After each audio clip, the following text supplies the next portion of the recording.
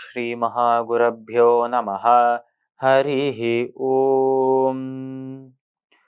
सदाशिवसमारम्भां शङ्कराचार्यमध्यमाम् अस्मदाचार्यपर्यन्तां वन्दे குருபரம்பராம். ஜெம் டிவி நண்பர்களுக்கு எனது வணக்கங்கள். இன்றைய நாள் அனைவருக்கும் இனிய நாளாக அமைய எல்லாம் வல்ல இறைவனை வேண்டி இன்றைய எம்மதமும் நம்மதமே நிகழ்ச்சிக்கு செல்வோம்.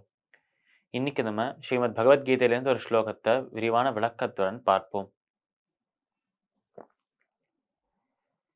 येषां त्वन्तगतं पापं जनानां पुण्यकर्मणां ते द्वन्द्वमोहनिर्मुक्ता भजन्ते मां दृढव्रताः. இந்த ஸ்லோகம் ஸ்ரீமத் பகவத்கீதையின் 7வது அத்தியாயமான ஞான விஞ்ஞான யோகத்தின் 28வது ஸ்லோகம். இந்த ஸ்லோகத்தில் நம்ம கிருஷ்ணர் அர்ஜுனனை பார்த்து சொல்வது, அர்ஜுனா, ஒரு உண்மையான ஞானி எப்படி இருப்பார் என்று சொல்றேன் கேள். போன ஸ்லோகத்தில் அவர் சொன்னது, இந்த ஒரு மாயையிலிருந்து இந்த லோகத்தில் யாருமே அவ்வளவு சுலபத்தில் தப்பிக்க முடியாது. பெரும்பாலான மக்கள் 99% மக்கள் அனைவருமே இந்த மாயையினால் சூழப்பட்டிருக்கிறார்கள். மீதி இருக்கும் 1% மக்கள் மட்டுமே, இந்த லட்சத்தில் யாரோ ஒருத்தர் மட்டுமே அந்த இறைவனை சென்று அடையணும் என்று ஆசைப்பட்டு இந்த இந்த மாயையை கடந்து, இந்த மாயை என்னும் திரையை கிழித்து கொண்டு அந்த இறைவனை சென்று அடையும் அந்த பாதையில் முன்னேறி செல்கிறார் என்று சொன்னார் நம்ம கிருஷ்ணன்.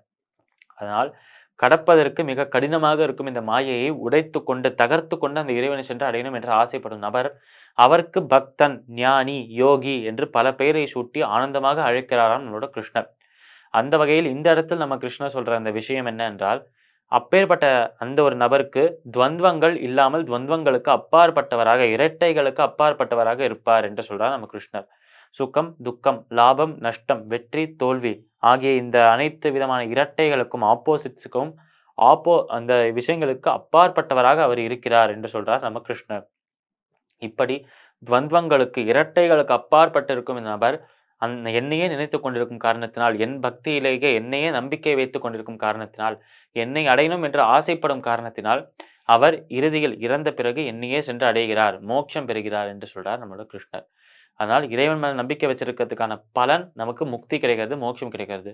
மீண்டும் இந்த உலகத்தில் பிறந்து இந்த பிறப்பு இறப்பு பிறப்பு இறப்பு வாழ்க்கையில படும் பல துயரங்கள், இந்த துயரங்களை, இந்த துன்பங்களை அனுபவிக்கக்கூடிய அந்த வாய்ப்பு நமக்கு கிடைக்காமல், இந்த துன்பங்களை அனுபவிக்கும் அந்த ஒரு கஷ்டம் நமக்கு கிடைக்காமல் ஆனந்தமயமாக இருக்கும், பரமானந்தமாக இருக்கும் இறைவனையே சென்று அடைகிறோம் என்று சொல்றார் நம்ம கிருஷ்ணர்.